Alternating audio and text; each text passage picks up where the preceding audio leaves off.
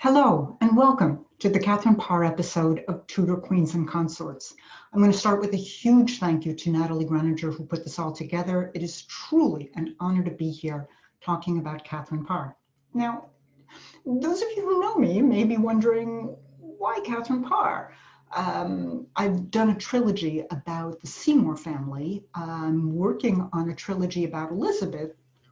Where does Katherine Parr come in? She's the sweet spot in the middle of all my research. She figured prominently in The Path to Somerset and The Boy King. And most importantly, she really taught Elizabeth a lot of the lessons that she needed to learn in life. So I am really excited to talk about her today. So let's begin. A little bit of background. Katherine Parr was born in 1512. She was the oldest of Sir Thomas Parr and Maud Green's 3 children. Thomas and Maud were no strangers to court life. Thomas could claim descent from Edward III, and his mother and grandmother had been royal ladies-in-waiting, which got Tom to court, where he was appointed Henry's Master of the Wards and Controller. Meanwhile, Maud served Catherine of Aragon, and their relationship became close enough that Catherine of Aragon served as godmother to her little namesake. Inspired by the king and queen, the Parrs brought up their children actually, with learning. Given the dates and relationships, it's quite possible that Katherine, I'm going to call her Kate from now on, shared some lessons with Mary. Kate was first married in 1529 when she was 17 to Sir Edward Burgh. You may have heard that Sir Edward was an old man. He wasn't. Early historians confused the Edward Burgh she married with his grandfather. Grandpa died in 1528. Kate's husband died in 1533. Anyway, her second marriage in 1534 was to John Neville, 3rd Baron Latimer. Now, he was twice her age. He was also known for his Catholic sympathies, which is really ironic in terms of what we know about Kate, but we'll get to that. Around 1542, Latimer's health deteriorated, and Kate started to look a little ahead as to how she was going to live as a widow. This was not about money, since Latimer was about to leave her one of the richest women in England. Rather, it was about daily life and place in the world. Kate was beautiful, learned, she loved fine clothes and jewels, and she was a bit of a reformer. She didn't want to be stuck in Latimer's northern estates. With her background, being at court in service to the Queen was a path that would have called to her. Admittedly, there was no queen right then because Catherine Howard had been executed earlier in the year, but Mary was filling the role as highest ranking lady in the land. It was an easy thing for Kate to renew her friendship with Mary, who had a real soft spot for anyone with a connection to her mother. We know that by February 16th, Kate had established herself as part of Mary's household and attracted Henry's attention, because that's the date of a tailor's bill showing that Henry had made her gifts. And I'm going to read this because this is really great. He bought her numerous items of cotton, linen, buckram, etc., and the making of Italian gowns, pleats and sleeves, a slope hood and tippet, kirtles, French, Dutch, and Venetian gowns, Venetian sleeves, French hoods, etc., of various materials.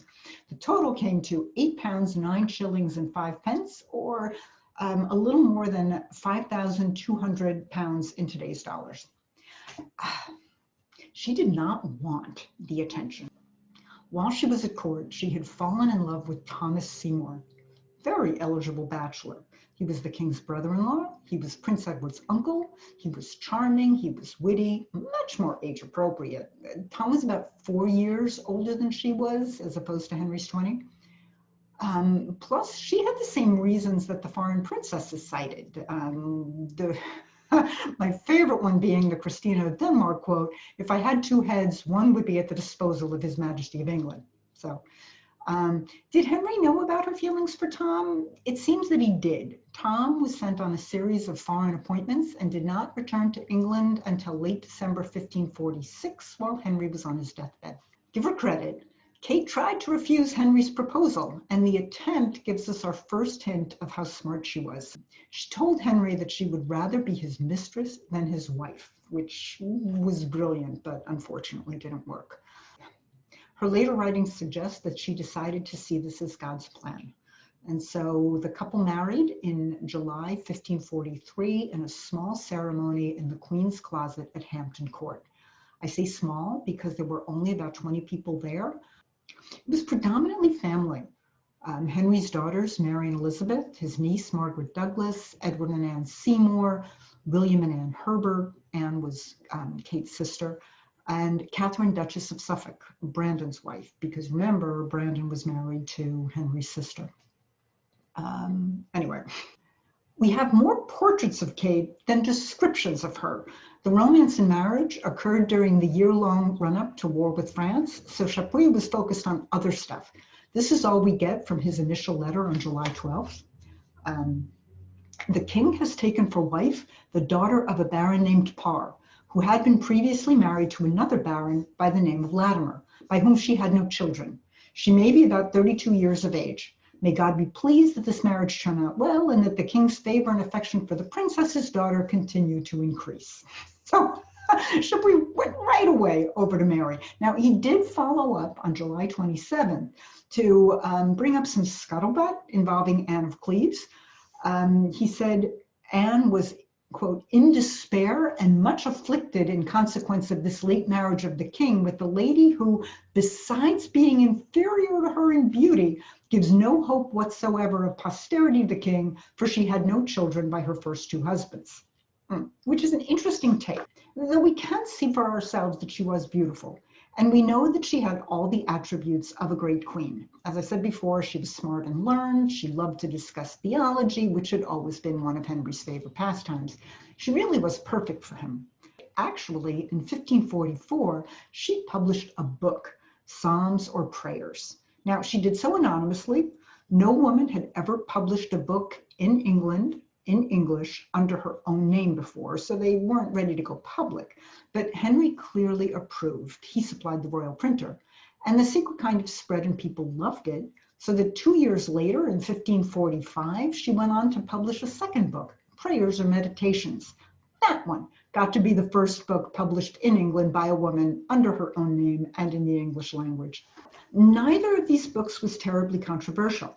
The first was an English translation of the Latin Psalms published by John Fisher in 1525. The second consisted of texts she assembled for personal devotion, but Henry had by that point restricted to nobles only the reading of the Bible in English. So the work did skew reformist, even though it remained within Henry's approved religious zone. Interestingly, I'm writing about Elizabeth. You're going to get a little bit of extra. Elizabeth translated the second book into Latin, French, and Italian, and presented the result as a 1546 New Year's gift to her father. Not to be confused with the translation she did for Kate's present in 1545 of Marguerite de Valois' Mirror of a Sinful Soul. That was a lot more famous because she also embroidered the cover to go along with it, and that's one of the pictures that you're seeing right now. After Henry's death, Kate would go on to publish a third book, Lamentation of a Sinner, which was far more reformist, but I'm getting way ahead of things. Kate didn't just have book learning. She also had enough practical smarts that when Henry went off to France in June 1544 for his late-in-life military campaign, he appointed her regent. She handled provisioning, finance, and musters for the campaign. She also signed 5 royal proclamations and maintained constant contact with her lieutenant in the northern marches. And she had huge influence over the next generation. Much of this is because she immediately started to work at creating more of a family-like to Henry, something that he hadn't had for a really long time. She brought all 3 kids to court more, something that Henry had avoided doing, partly from self-centeredness, partly because he was a germaphobe and terrified that Edward would catch something. That involvement made her very influential when Edward turned 6, only 3 months after the wedding. 6 is significant because when a Tudor boy turned 6, he would leave the women, I'm using Edward's own words, and begin his education. Katherine helped to choose his tutors, reform-minded scholars like John Check and Richard Cox, who instructed him in languages, scriptures, and philosophy, supplemented by Thomas Cranmer, not Gardner, for religion. That established his beliefs firmly and irrevocably. Now, let's be real. During Henry's lifetime, the reformists had to be very careful. Henry only allowed small deviations from his doctrine of the day. I say this because he moved the goalposts all the time, but they still molded the young prince's views, and Edward himself understood that he wanted to push religion further than his father had. As I touched on earlier, Henry had moved back to the conservative side in 1539, around the time he had very few monasteries left to seize and sell for parts, as we say in the States. And he kept retreating. In 1540, he divorced Anne of Cleves, executed reformist Thomas Cromwell, and married Catholic Catherine Howard. And even though he executed Catherine Howard in 1542, in 1543, he pushed through the Act for the Advancement of True Religion. This is where he abolished erroneous books and restricted the reading of the Bible in English to nobles only. But the conservatives, specifically Stephen Gardner, wanted more. Now, I'm going to tell a story, even though Catherine Parr is not involved. Please be patient, you'll understand. You had several conservative clergymen in Kent who denounced two reformers, preparing articles to send to the council. Gardner's nephew, Germain Gardner, added articles attacking Archbishop Thomas Cranmer, and Gardner gave them to Henry. Henry did nothing for about 5 months, but Gardner kept pushing, and finally, Henry decided to teach Gardner a lesson. He told Gardner that he could arrest Cranmer, but meanwhile, he went to warn him in secret about what was going on, and he gave him his personal ring to protect him. So when the council came to arrest Cranmer, sure enough, he produced the recognizable ring. The group went to Henry, and Henry blew his top and tore Gardner a new one. Now, he was lucky, though. Germain was executed. This swung the political pendulum back to the reformists, even though the conservatives maintained their religious hold. But when 1546 rolled around, for the first time in his reign, Henry was unable to creep to the cross on Good Friday. That was a signal that he was starting to fail physically. Meanwhile, his heir was 9, and the expected Regency Council would be majority reformist. The conservatives had to do something before the game of religious musical chairs ended, so Gardner aimed straight at Henry's influential queen, knowing that if he brought down Catherine Parr, he could bring down the rest of the reformists. It so happened that up in Lincolnshire, a devout Protestant, Anne Ascu, had been accused by her husband of making heretical statements and arrested. She was released from prison and came to London to preach. And there she came to the attention of people in Kate's circle and Kate herself.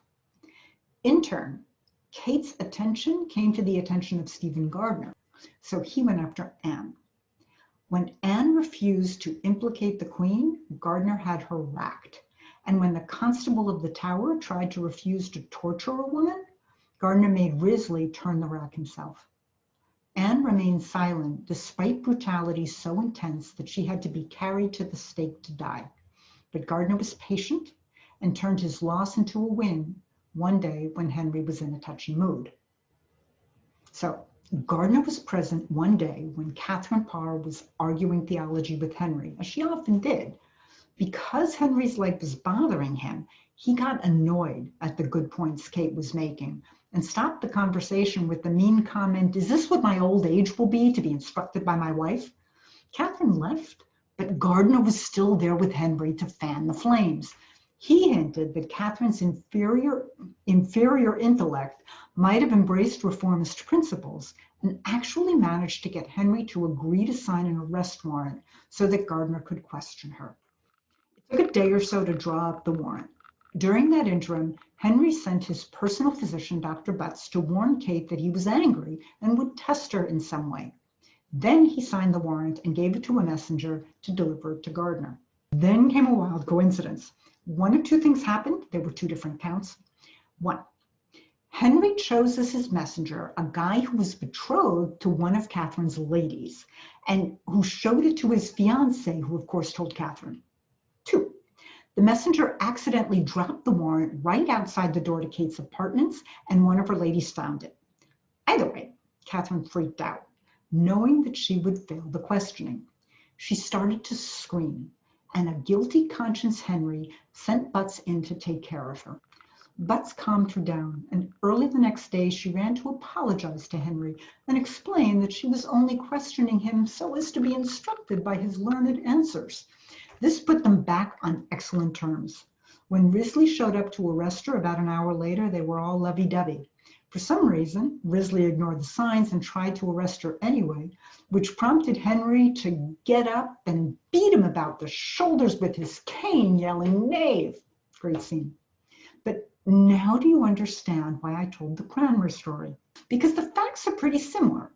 Knowing what Henry did the first time helps us see that Henry was just using the circumstances to tell Catherine to back off. This kind of trick was classic Henry, playing mind games with the people around him. And it worked. Kate was careful to never again get drawn into a religious discussion with him. But I say never, that's kind of cheating, because this happened really late in the game, just a few months before Henry died and her life transformed. On Henry's death, Edward Seymour took control of everything. He became Duke of Somerset and Lord Protector of the realm with quasi-regal powers. Henry had made provision for a reformist-led regency council, but Edward, I'm going to call him Somerset from now on, had been planning and working on this for quite a while. Everything fell into place thanks to the unfulfilled gifts clause in Henry's will, a sentence that allowed his executors, I'm going to read this one, to appoint legacies to other of his ordinary servants not here named. The likely idea was that this was to cover anyone who had been omitted, but grammatically you could take the position that the not here named referred to legacies and give away the story. And yes, loads of gifts were made, but remember, the new boy king had two Seymour uncles. The younger Seymour, Thomas, was disappointed with his lot. He got a barony, but he wanted more. He was happy for Somerset to be in control of the council, but Tom wanted to be in control of the king's person. Tom also wanted to marry well, which is where Kate comes in. Yes, this is the Thomasseymour that she had fallen in love with before she married Henry. Now, many believe that Thomasseymour first tried to marry Mary or Elizabeth, that they might be available now that Henry had died. This comes from a couple of places. First, there's a mention in the later treason proceedings. Spoiler alert. Sorry.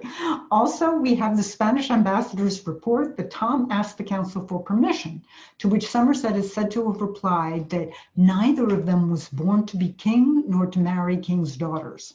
Mind you, Vanderbilt also believed that Tom had then tried to circumvent his brother by going directly to Mary and Elizabeth, though we have a later letter in which he says that Mary told him that this was not the case. Still, that doesn't tell us whether Tom approached Elizabeth. For that one, we look to Gregorio Leti, a 17th century historian who claims to have transcribed a letter from Elizabeth refusing Tom because she was still in mourning. It was about a month after Henry died, and also too young. She was 13. But Leti is unreliable, and a letter is inconsistent with the timeline described in Elizabeth's deposition in connection with Tom's downfall. Yeah, I'm spoiling it again, but I did it already. So, in which she admits that Cat Ashley, her governess, had told her that the admiral would have had me before the queen. In other words, she didn't refer to a letter. So that source is also suspect. But regardless of whether or not there was a detour, Catherine Parr and Thomasseymour rekindled their romance and married a shockingly short time after Henry's death. Now, we're not sure just how shockingly short it was. One historian claims it might have happened as early as 34 days after Henry's death. That's a little far-fetched.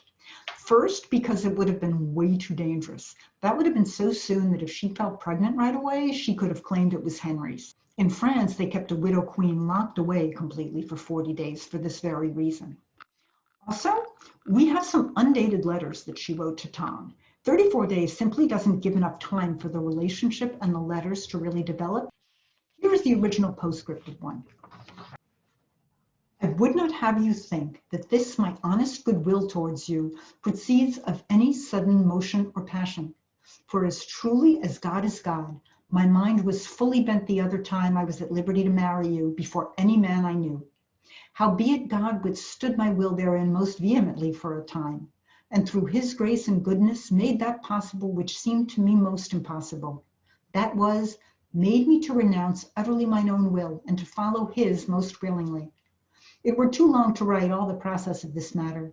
If I live, I trust I shall declare it to you myself. I can say nothing, But as my Lady of Suffolk says, God is a marvelous man. By her that is yours to serve and obey during her life, Katherine the Queen, KP.